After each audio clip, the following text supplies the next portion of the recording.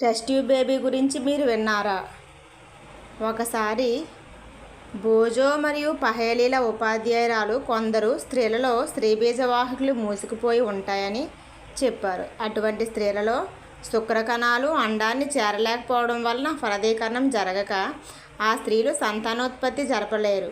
అటువంటి వారిలో వైద్యులు అప్పుడే విడుదలైన అండమును శుక్రకణములు పరస్థానిక ఫలదీకరణం అంటే ఇన్విట్రో ఫెర్టిలైజేషన్ శరీరం వెలుపల ఫలదీకరణం ఇన్విట్రో ఫెర్టిలైజేషన్ అంటే శరీరం వెలుపల ఫలదీకరణం కొరకు కొద్ది గంటల పాటు కలిపి ఉంచుతారు.